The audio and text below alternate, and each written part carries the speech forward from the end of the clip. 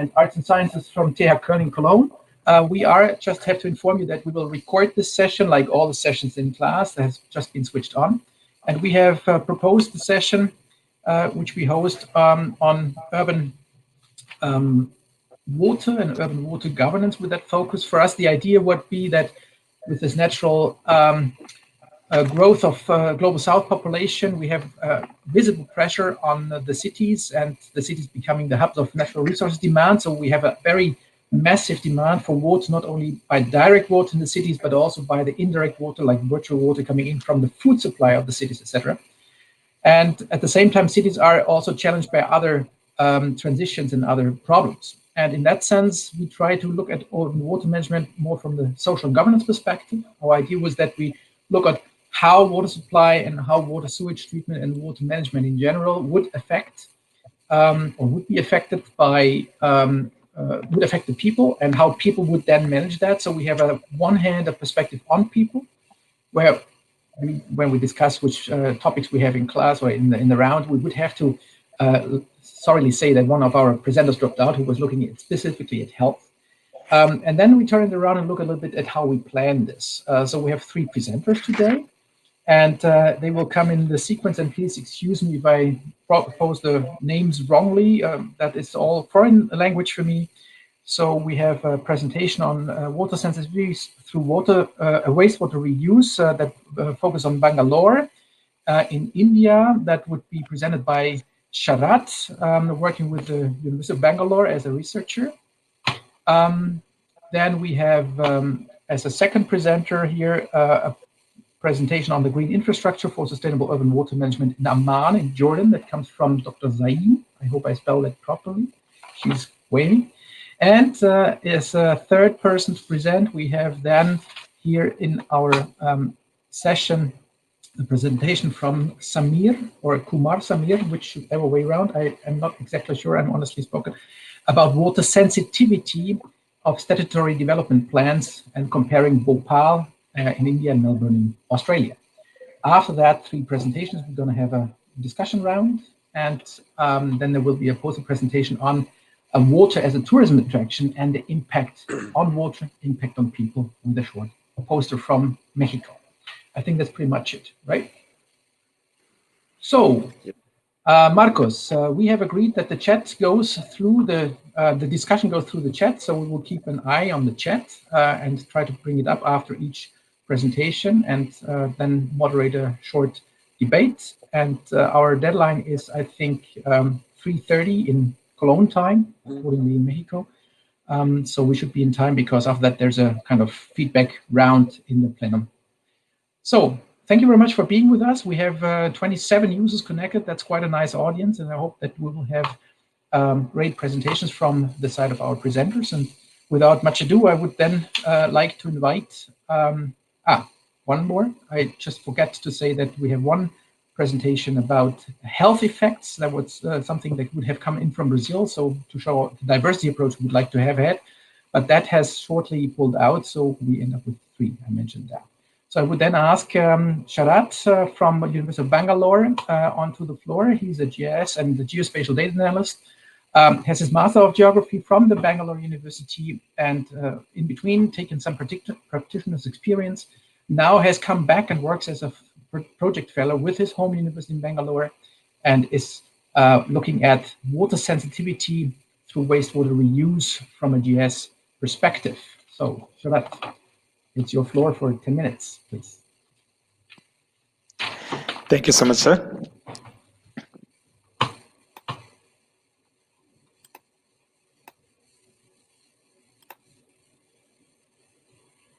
Would you like to share your screen? Yeah, perfect. That's good. Okay. Good afternoon, sir. So I'm Sharat, working as a project fellow in the Department of Geography and Biodiversity. And my topic is addressing water sensitivity through wastewater reuse, issues and challenges in Bangalore city. So, well, the rapid urbanizing cities around the world face various challenges in their water and wastewater management. Pressure on water resources in urban areas is increasing with an increasing demand and limited water sources. In today's world, wastewater treatment is a highly beneficial and important process. According to United Nations Sustainable Development Goals, by 2030, everyone should have clean access to the safe drinking water and sanitation.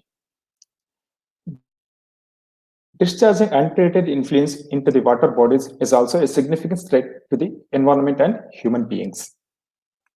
Wastewater is causing developing cities very badly, that even groundwater, food crops, veggies, and even milk is also contaminated. Wastewater is water that has been contaminated to the degree that is no longer beneficial, and it must be treated before it can be used or released back to the environment. And wastewater treatment, it involves in 3 stages, and the first stage is primary treatment.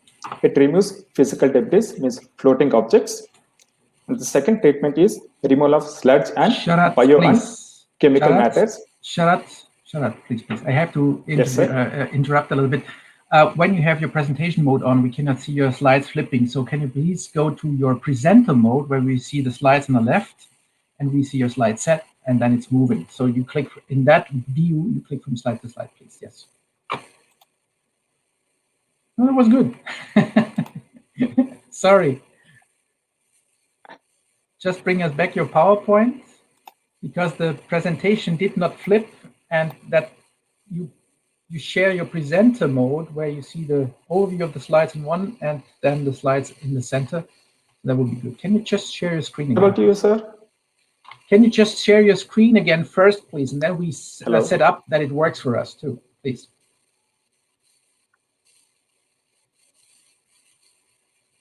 Am I audible to you, sir? Your screen share is off now. We cannot see it yet. I'm not sure whether anybody else can see it. I can't. Oh, gone. I think we have a technical problem with him. He's not even anymore in the round of speakers here. That's also why the screen did not move forward. So if you allow me, I give him a minute to come back. Alina is going to contact him. Thank you very much for the support. And if he's not back within 30 seconds or a minute, we would then move on to the second presentation and put him a little bit later. I hope that is agreeable for everybody in the room.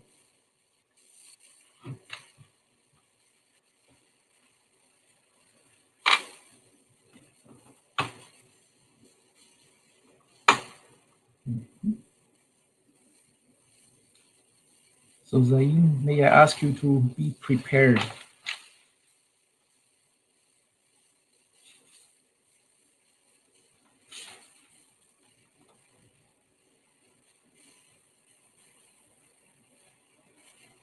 Here is back. Okay. Sharat is here.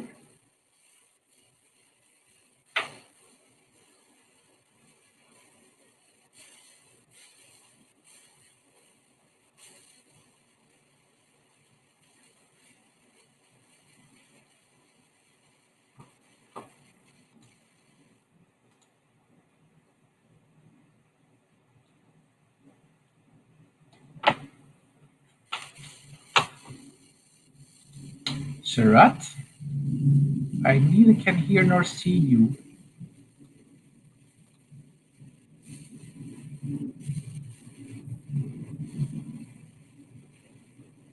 What has happened?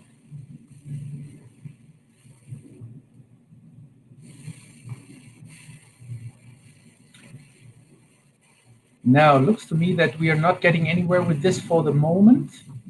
Then, if I may do so, may I ask Dan Zain Al-Houri to join the floor with us? Is that possible?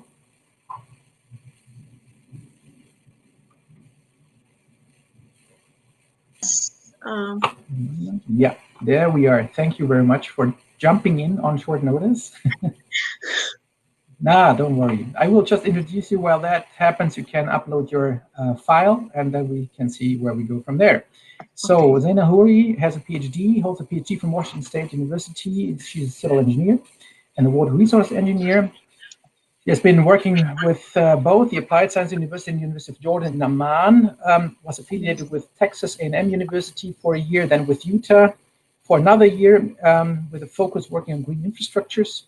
And since a year or so, she's back to Al Bayt University as an associate professor back to Jordan. And she will present in a co-working with Abbas Salmari, the green infrastructure approach to sustainable urban water in Amman. Well, then we'll give you the floor then. Zain, thank you very much. And we'll try to catch up with Sharat as soon as possible. Thank you. Welcome. Thank you for this introduction. I will start my presentation about green infrastructure for sustainable urban water management in Amman, Jordan. My co-author is Abbas El Omari from University of Jordan, and I myself from Al Bayt University in Jordan.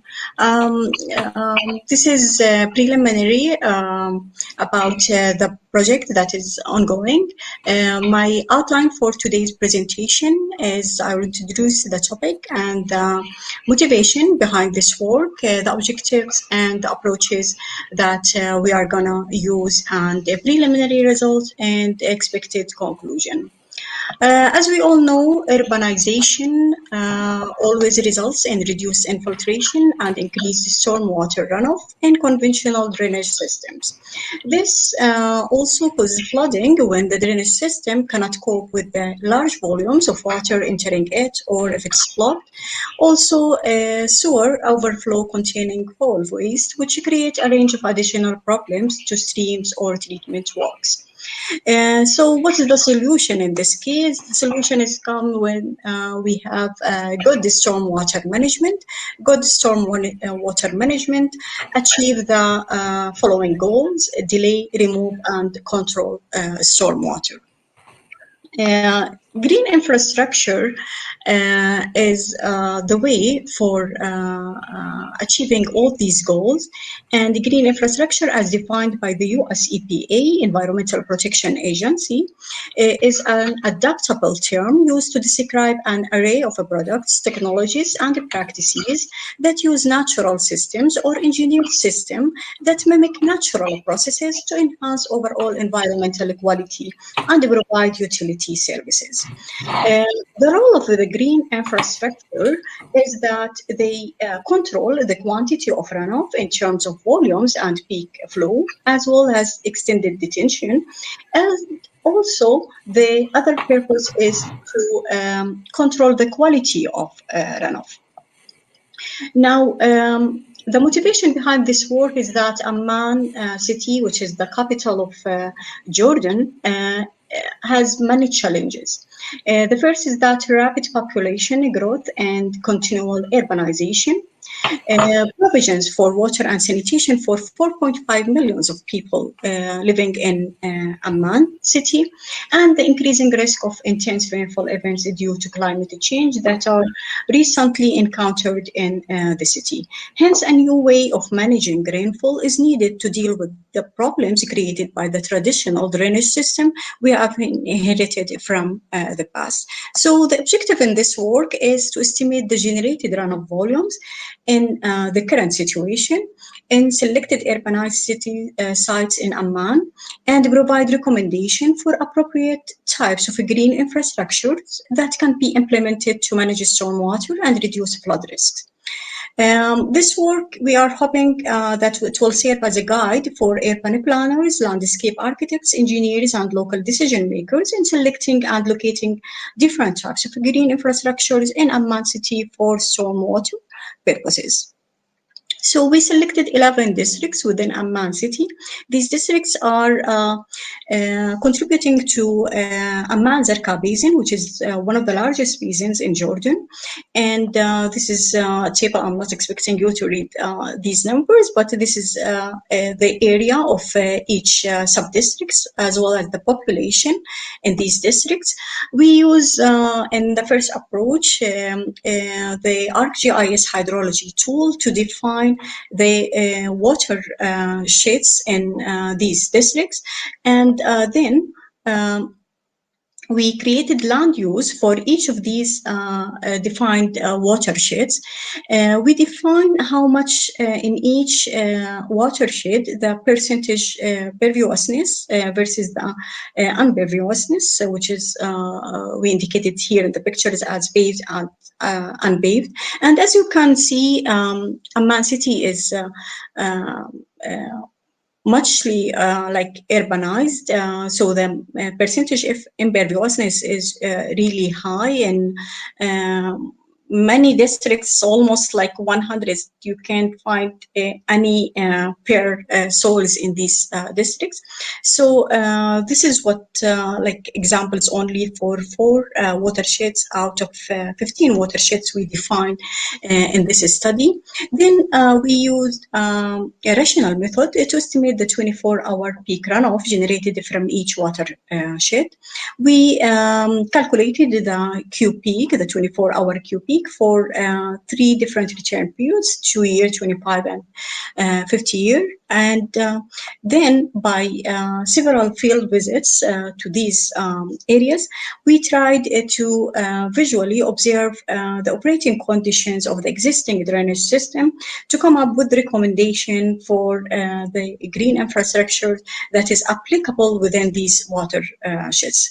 Now, these recommendations are based on the general condition of the watershed, the construction and maintenance costs available for these areas, the suitability of the site, and the space availability as illustrated in these tables. And we focused actually on 3 different green infrastructure, which are the green roofs, rainwater harvesting, permeable pavement. And I will explain in a moment why I focus on these, because I was going as a continuation to this project, use SWMM lead control tool to compare implementation of these green infrastructure with before implementation of this green infrastructure, and come up with the final recommendation for these districts.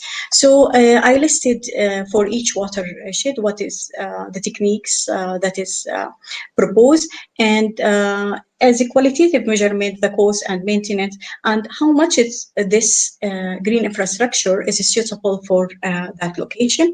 I did this for all the watersheds identified in this work. And actually, in the coming steps, we are going to use the 5 lead control types in the SWMM model to compare, as I said, peak runoff flow rates before and after. Now, from the preliminary assessment, we expected that promoting green infrastructure in Amman will bring a range of benefits in terms of quantity and quality control. And the most appropriate green infrastructure will be for Amman is rainwater harvesting, retention pond in some area, and permeable pavement, as well as green roofs where applicable. As I see it, such a study is a step forward to raise the awareness of local officials for the importance of incorporation of the green infrastructure as opposite to the conventional drainage systems as a new strategies in rainwater management in Amman. At the end, I would like to thank the organizing committee for this well-done virtual conference, as well as the sponsor agencies. And with this, I end my presentation. Thank you for listening, and I'm ready for any question you may have about this ongoing research. Thank you.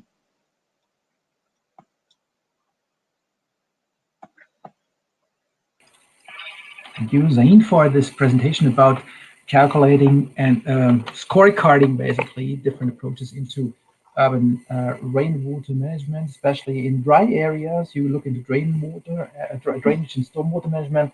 There may be a couple of questions. There's also thank yous in the chats. I would ask the participants to post their questions in the chat. I will then publish them for everybody. So just put in and type short questions if you have some. I would have one until other people write one, because I didn't say that before when we started the session. We just kicked off very fastly. There would be a question of contamination that we typically have when you go into such an approach. So you have, for example, cars running, etc., and then you have a green area where the runoff from a parking lot, from a field surface goes in and then infiltrates. Did you consider any contamination as being relevant for you because that may enter the interflow or even the groundwater? Can you please repeat your question? Yes. Typically, when you have surface water brought in, you would have typically also contamination brought in. So when you use green spaces, you may have much more contamination coming, for example, from a road overflow, or you may have more contamination coming from an industrial area. Let's say you have a slaughterhouse and stuff, and then this water also comes contaminated into your green space. So that the filtering capacity may be overrun. Did you consider that beyond the let's say applicability that you show with roofs, etc.? How contamination may play a role for your choices?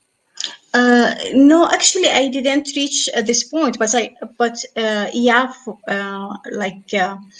green. Most of the green infrastructure, if we are talking about like detention pond on those areas that I can implement like detention pond, for sure we'll be looking about what kind of pollutants can reach this detention pond based on the contributing area, and what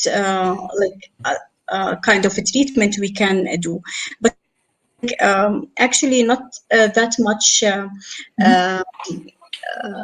green infrastructure can be implemented since it's urbanized. So we are talking mostly about like what I was hoping like to get from this project, enhance the water harvesting. So any treatment will be on a residential scale for that harvested water before being used for like other uses.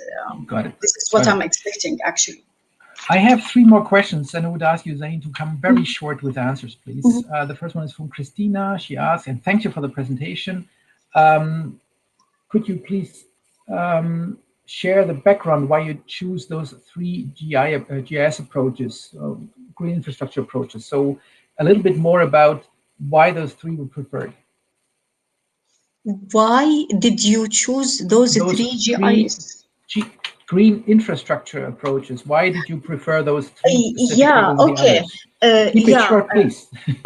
Yeah, as I said, because it's well urbanized, so I can't really implement that much.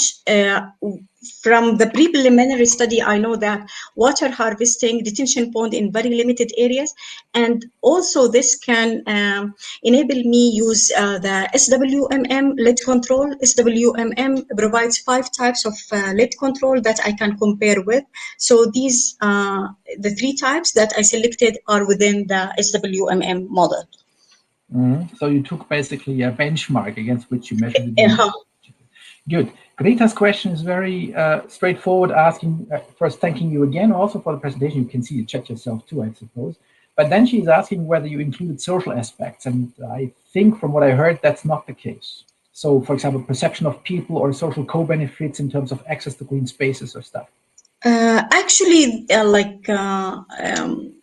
this is including the social aspects will come when encouraging like implementation, and I will be talking about implementation. At this moment, actually in my research, I'm just comparing the use of green infrastructure after and before, and then maybe this will be it's good input. This will be included when we will disseminate the results, and we will be talking about any social aspects about implementing like detention pond or rain garden in this place or another. And the last question, thank you. The last question comes from Andreas, who asked whether constructed wetlands can play a specific role as green infrastructure in helping storing and cleaning water, or even improving the urban climate. So what is the role of specifically constructed wetlands in your scheme? Constructed wetland in a case like Amman city, and there is no place for constructed wetland. It will be excluded, actually. No, well, maybe you discuss it with Andreas again, because there's always space for a constructed wetland somewhere. But I think it's also a question when you're in a very, very dry, hot climate, that may also be a consideration how much water you leave on the surface. So, but I think that's a deeper debate which we may not be able to go deep. And also Andreas responds directly to your response, saying not in the city but around it. So yeah, around it for sure. Yeah, actually,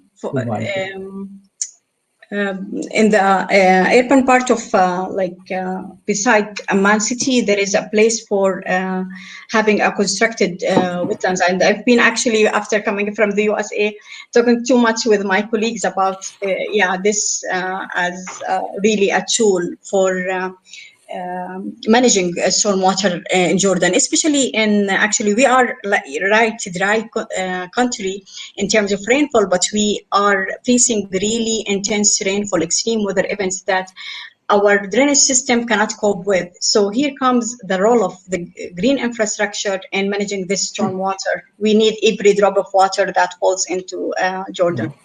Among the 5 most water-scarce countries in the world, for those who don't know it. Thank you very much, Zain. I'm sorry to cut off the debate here. We have to move on. We only have 1 hour. It's amazing. And would like to try again with Sharat to see whether he can come in. May I ask you, Zain, to stop your screen share? Yeah. Yes. And then for Sharat to upload your presentation.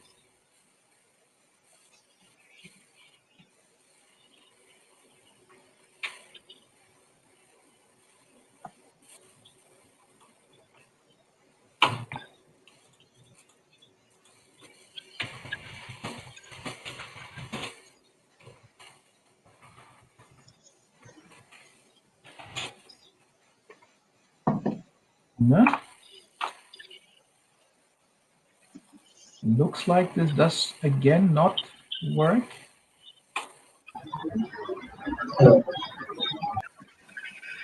Now I have Samir also here, but Sharat seems not to be able to connect. So if this is the case, I would not wait too long and would invite then Samir to come up with his presentation. Okay? Samir, would you be ready to join, share with us? Yes. And may I ask you one favor? When you share, could you switch off your loudspeaker? Because you possibly would have an echo. Something is on my ear. I suppose that happens to everybody else too.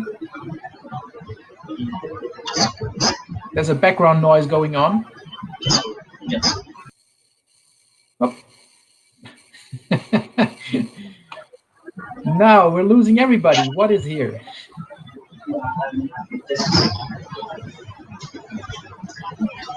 Is this better? Samir, do you have? No, it's not. Do you have a headset? I was just wearing a headset. I don't understand why this is so.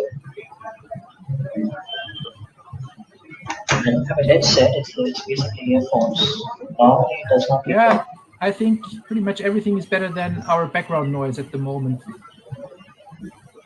So if you have another microphone that you can plug in, so we lose this feedback loop.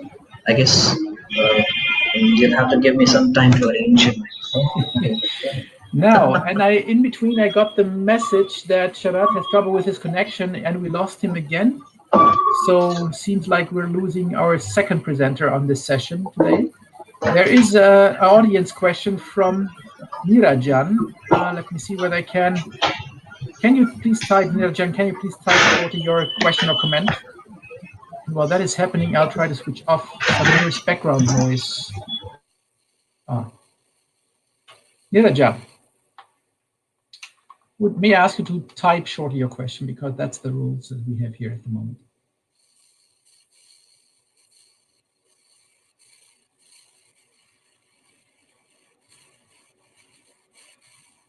Nope, seems not to work.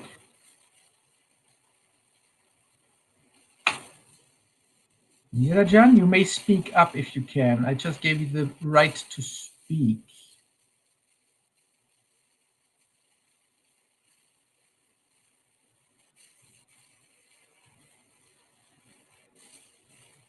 Wow, this is a difficult session. So are there more questions coming from the audience here? Because currently we have 2 speakers who seem to have technical difficulties. Samir is also gone now. He's still in, but no sounds. Now, who's that?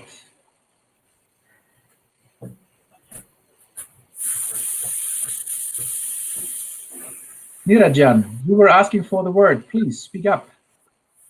No, sir. I just want to mute my microphone. You want to mute your microphone? I can do that for you. Thank you. Okay, I think that's it. Now, back to the presenters. Is anybody with us? Is anybody out there? We are just searching for life on Mars at the moment, as far as I can see. Yeah, here we go. Sharat is back with us with the presentations. Sorry to all the visitors for this very unconventional, unorthodox way to present things. Sharat, we can't hear you yet. Sir, could you able to see my slides? I can see your slides now, and please click through the slides as they are here on your basically menu slides. Can you do that for us? You just click through the slides, like perfect, like that. Now, we'll give you the word again, please. We talk about, again, the first session. I'm so sorry, sir, for no, the don't be inconvenience. sorry. Water sensitivity approach through wastewater recycling. Here you go. Okay.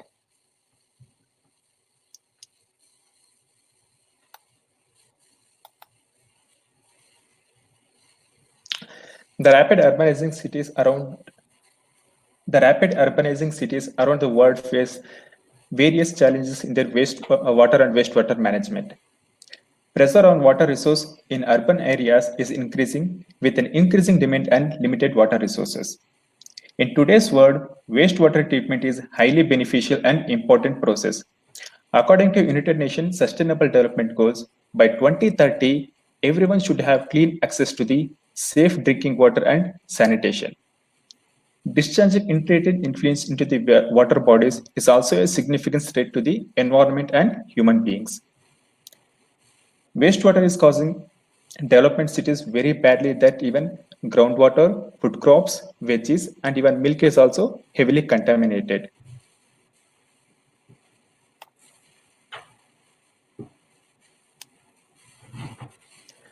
So Bangalore is the fastest growing city in Asia, and it is also one of the most innovative city in India. So according to Niti Ayoga, Bangalore is having 11,000 plus startup companies, which is having capital of 28 billion US dollars. The population of Bangalore city has grown 4.2 million in 2001 to 8.4 million in 2011. Currently, the Bangalore population is 13.4 million. Bangalore is the birthplace of three rivers such as Arkavati, Vrishabhavati, and Dakshinapinakini. But unfortunately, all the rivers are turned into the wastewater drainages. Presently, water demand in Bangalore reaches nearly 2,870 million liters per day. And by 2031, it will be 4,174 million liters per day. Previously, water demand of Bangalore city was met by the city itself. The TG Halli Reservoir and Hesarghatta Reservoir used to supply 135 million liters per day water. But now,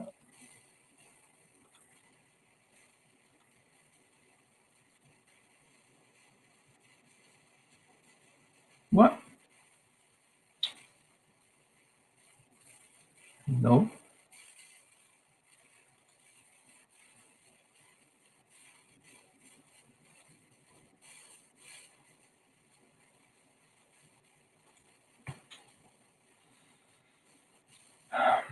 Sounds like we have lost him again. Again, I'm asking the audience, do you hear anything from the presenter? Because I don't hear anything anymore.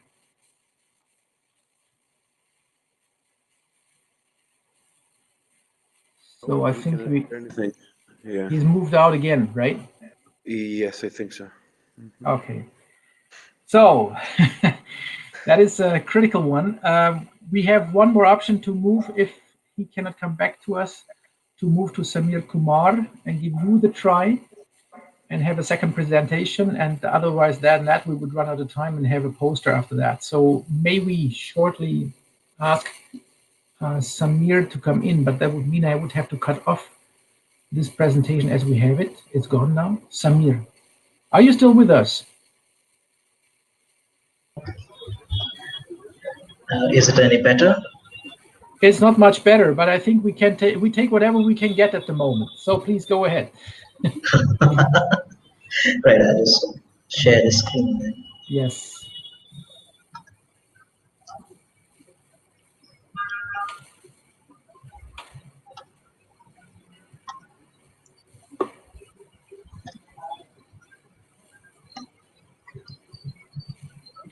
Is my screen visible to you all? Your screen is here. Thank you very much. That looks good.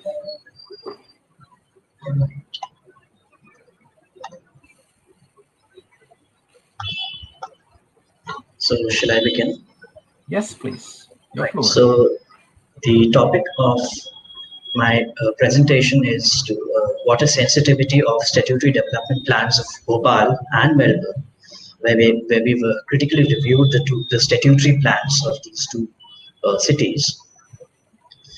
The content basically, if I look at the flow of this presentation, we'll first start with the introduction, that is the background, then a brief description of the methodology or the methods, and then we'll come to the review, followed by key takeaways, and the way forward for this particular research, as it's an ongoing research at this moment. So starting with the presentation, a brief background. Cities currently across the globe are facing a dearth of challenges. These include numerous challenges in the water sector as well, basically due to uncontrolled urbanization, and combine that with the impacts of climate change, which are leading to increasing stresses on the water resources. We have a lot of floods, droughts, now even the most recent pandemic, that is a health issues that have cropped up. And a lot of countries of the global south are basically facing inadequate infrastructural provisions, such as water supply and sewage networks, combined with a lot of poverty and inequitable development in the global south nations, especially India. Indian cities are at immense water risk, as a research by WRI recently found out. Now, to resolve such issues, we need to shift from the conventional planning approaches and adopt new innovative approaches in planning and the implementation of various plans. We have already come up with a lot of water management paradigms which have emerged lately. These vary in their specificity and the primary focal areas. With, if we see the green infrastructure and IUWM and water sensitive cities seem to have very broad principles, and they even have a broader focus where they focus on the entire urban water management cycle. Then water sensitive cities is a relatively new concept which has emerged. CRC for water sensitive cities, that's based in Melbourne in Australia itself, is one of the pioneers of this concept and has defined a water sensitive city as one that is livable, resilient, sustainable, and productive. There's one thing, Samir, I may ask you. Can you widen your presentation in the vertical size so the picture goes bigger? A little bit more if you can. Right. Does this help? That's your screen setup. Okay, got it. A little bit more if you could, that would be great. Can I go to the presentation? Or try it, but normally we lose it when you go to presentation mode because the presentation mode doesn't show on your screen. That works for you. Okay, perfect. It works. Great. Yeah, it works. Great. It looks good to me. one piece of good news today. Please go ahead. Thank you very much. Right. So water sensitivity, as I said, is defined by CRC for water sensitive cities as being livable, resilient, sustainable, and productive. This concept, as per Brown and Wong, rests on three pillars. The first one says that cities will act as water supply catchments. Then they will act as providers for ecosystem services, and lastly, ones that have water sensitive communities. Brown has also given a kind of a framework for a transitions framework for water sensitive cities, wherein he's mentioned the various stages that cities have to pass through to achieve water sensitivity. Indian cities, on a larger scale, if we see, are mostly seaward cities as of now. And well, if we look at the conditions and the urgency to develop more sustainable approaches towards planning and developing cities, the cities will have to, they cannot follow a linear approach. They'll have to bypass a few stages, say to achieve, to reach the stage of water cycle city and thereafter water sensitive cities. We have taken the case of two cities. First is Bhopal, India. Bhopal's development plan area is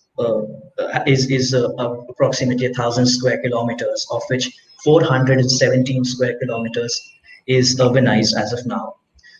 Its population is roughly 1.8 million people. That gives it a density. The whole planning area has a density of approximately 1,800 persons per square kilometer. And as we see here, the city is basically situated around a major water body, an urban lake, and also has smaller water bodies within it, as seen in this map. Similarly, if you go to Melbourne, Melbourne has a huge metropolitan area spanning roughly 10,000 square kilometers, of which the study area that is of the city, Melbourne city area, is basically 37 square kilometers. That comes under the Melbourne Planning Council. The population is roughly 180,000 people. Coming to the method, we started with identifying a research objective, which was basically to derive learnings from a comparative assessment of spatial planning approaches followed in the two cities from a water sensitive lens. Thereafter, we critically reviewed the statutory plans and then had a discussion on the key learnings that Indian cities can derive from these cases. So beginning with the scales of the statutory plans in the two cities, at the larger scale, we have a metropolitan region or district, which the plan for which is missing in the case of Bhopal.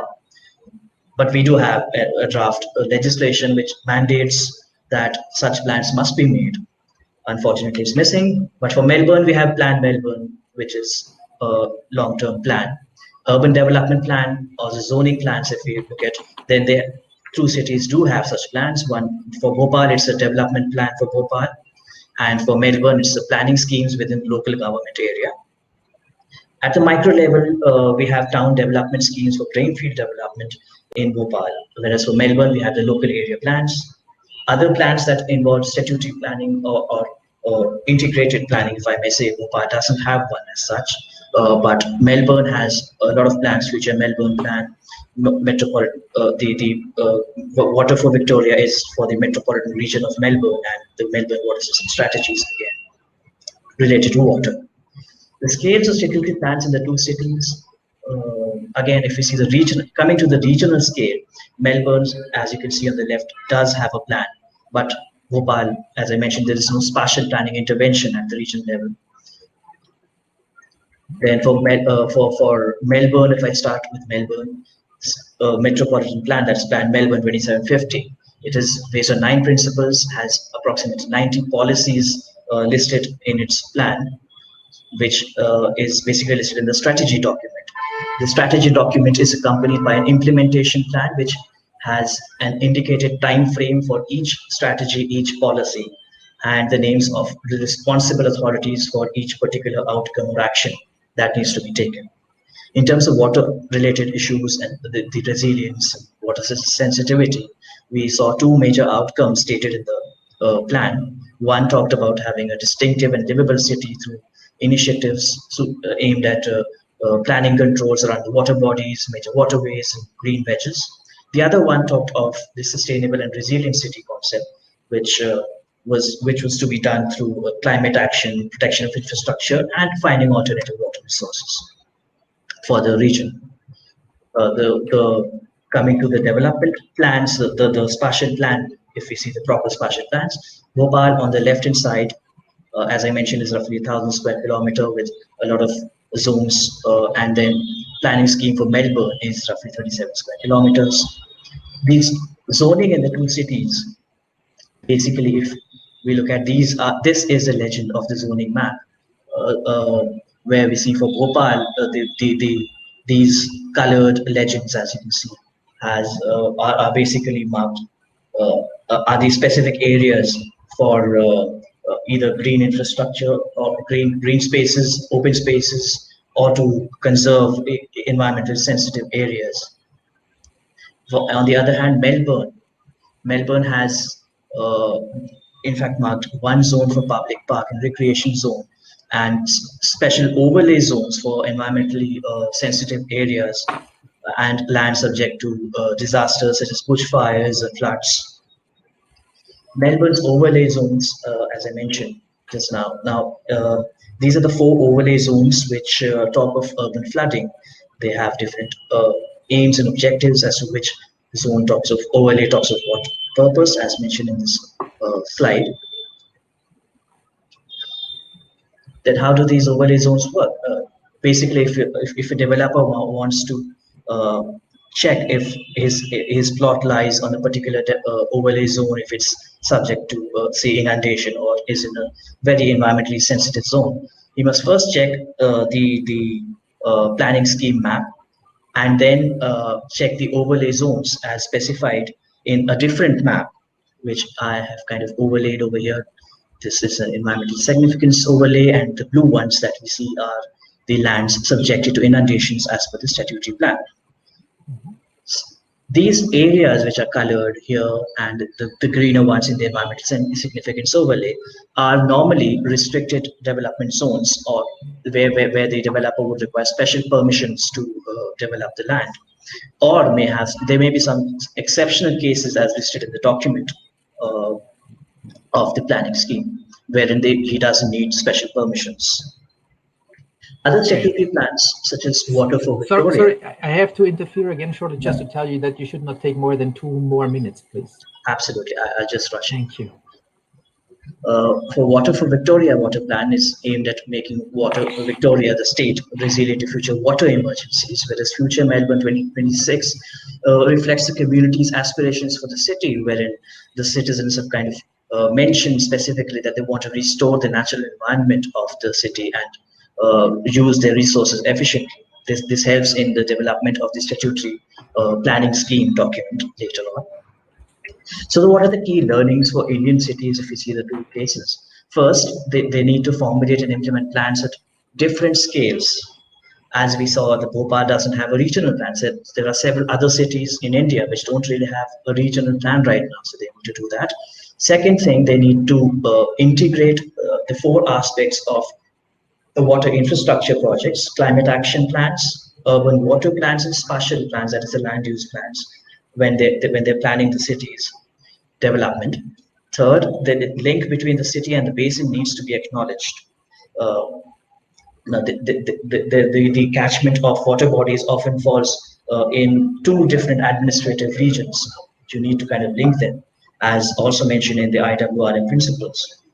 Then the spatial plans need to give more importance to environmental conservation, within the city limits as well. And thereafter, lastly, if we see the cities, the Bhopal, basically what it did was it included the catchment area of its major lake water body, so that within its jurisdiction for better planning of the region. And lastly, they need to be very specific about monitoring the implementation of the plans. There's an aspect which almost all the cities of India kind of lack in. So these are the key learnings, and here is acknowledgement for this project being funded by the Department of Science and Technology and the Dutch Research Council for a specific project, Water for Change, which is a project aimed at formulating an integrated fit-for-purpose framework for secondary cities. Thank you very much. That was about my presentation. If you have any questions or any suggestions or feedback, please do that. Thank you very much for having that presented, and we all sort of get a glimpse of what the urban area in your town is with all the background noises. Very interesting. So we're not inside a conference room that is closed. With all this back and fro, I just forget to give some information about Samir being an architect and urban planner, an alumnus of CEPT University in Ahmedabad, and Amity University in Lucknow, mainly working on urban sustainability across mobility and architecture, public transport, also water, and currently working in this project, Water for Change, which is an Indo-Dutch collaboration. So not to forget that. Having caught up with this, I would like to give the floor to the participants and ask questions to Samir. In the chat, please, if you want. Until we get a question from there, I would like to ask you, Samir, first. To me, it looked like that you would see Melbourne as like a benchmark. You gave a lot of credit to the Melbourne case. Is there something that we say, okay, Melbourne can even be better than that? Is there critique from the project that you went into that you say Melbourne is lacking on this or on that? Or would you say Melbourne is basically the reference for you? For me, right now, for this particular research, Melbourne was more of a reference because it's a very preliminary stage, and I cannot really comment as well as maybe the local experts or of the region might do. But definitely, it's not the perfect city. It does need certain improvements, I'm sure, and that's kind of what the next stage of my research is going to focus on. Kind of studying Melbourne in more detail and asking the local experts for their opinions and feedback. What I also found very interesting, as there's no questions still popping up, I go on with one more. That's more a comment that you would look into two cities with a very similar planning tradition coming from a British colonial background that has gone on different paths, sure, because there's a, let's say, an evolutive path since, but the underlying principles of urban planning are the same. So it's quite interesting how different those approaches seem to be, that there's no regional approach yet, because the point of departure was before the regional planning integration with urban planning was happening later on, and maybe Bangalore has not picked it up. Is there any, let's say, relation to the higher level policies that would be interesting? For example, that India would sign the new urban agenda and therefore impose in a let's say, vertical multi-level governance certain minimum qualities onto a city like Bangalore to have included in the plans? I think definitely if India signs some kind of a policy on, say, as you mentioned, new urban agenda, it definitely percolates down to the lower levels of governance and administration and will be immensely beneficial, yes. But it's not fully there yet. But yeah, I think there are some other constraints as well with the local governments not having the finances or the technical capacities as of now. Yeah, the classics. Although Bangalore seems to be among the richer cities in India, I suppose. Yeah. Still, these problems. But Bangalore, I think Bangalore. I'm sorry to interrupt you. Bangalore, I think, is doing quite well in terms of public participation and other initiatives that the people have taken. So yeah, it is one of the better cities in terms of planning in the country, specifically to water. Then I would ask a question and forward that from Anna. Thank you for that. Do you see that the different institutional levels of territorial management make it difficult to plan and implement local plans? So possibly talking about transaction costs or similar things. I think the different institutional levels would not really make it very difficult because we cannot have a very top-down approach or a centralized agency governing the whole of a larger region, especially for India, which is a huge country with a lot of population and developing quite rapidly. So we need different hierarchies of governance, first at the national level, which might be interacting more with the international agencies. And then as you pointed it down, the local governments will know better the local conditions. Very good. There is no further question anymore in the box, so I will conclude with your presentation for the moment. Thank you very much, Kumar, for the presentation and the very comprehensive answers. That gives us 3 more minutes for a short poster presentation from Ana Garcia from UASLP in San Luis Potosí. And she has presented that as also PowerPoint with 4 slides, as far as I've seen so far in the poster presentation before. A couple of thanks also to Amir from the audience. And is Anna with us? I'm not sure. I don't see her in the speaker's box. And I don't see her at the participants box either. she's not online. So that means we have a poster presentation from Anna. I can recommend that to you as she's not here, but we have other options to look at the posters over the course of the next days. For the people from San Luis Potosí, or generally from Latin America, and the further west you go, the more difficult it becomes. It is very, very early. So it's currently, I think, about around 8 o'clock or 8:30. So you may not see those people presenting her posters in the early morning. So just check back on the poster sessions during midterm. That means over noon here in Germany, or a little bit later. So you may have the opportunity to find her with her poster, which was on the indicators for tourism scenarios of climate vulnerability in hydrological attractions. So we look at places where people go for a swim, where you have quite a load on that in terms of creating local income compared to its vulnerability towards climate change. So how water becomes a value in itself for a tourism attraction, and maybe subdued to different valuations that come up from there. So recommended to check it out. And I think we can, other than that, conclude a little bit chaotic session. I first have to thank the both presenters who made it with us.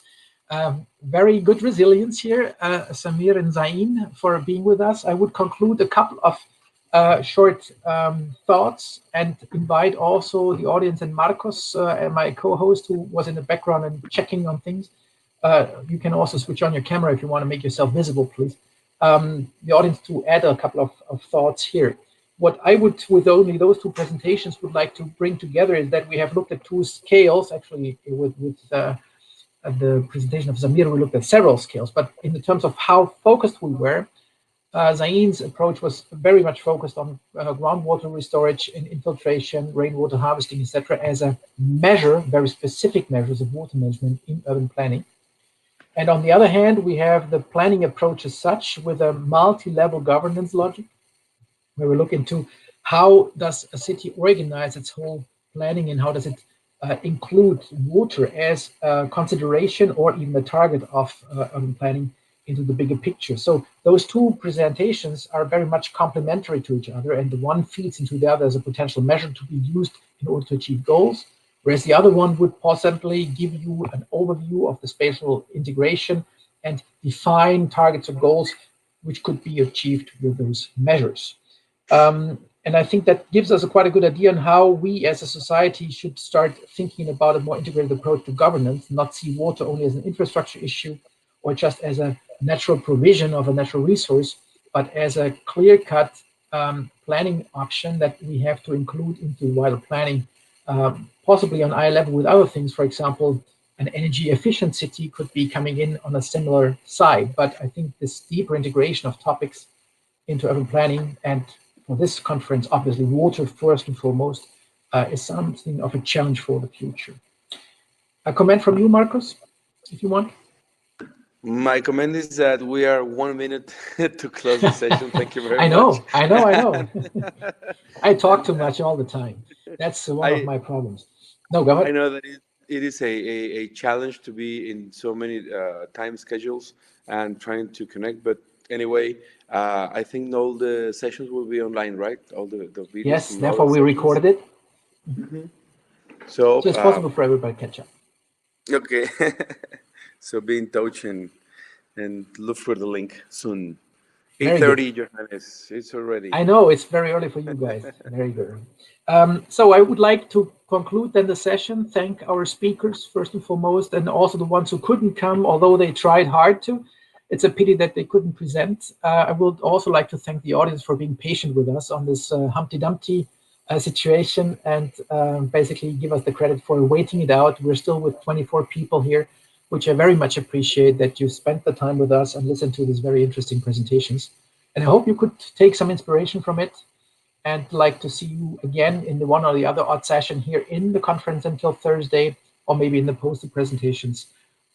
Take good care and enjoy the afternoon. Bye, see you. Bye.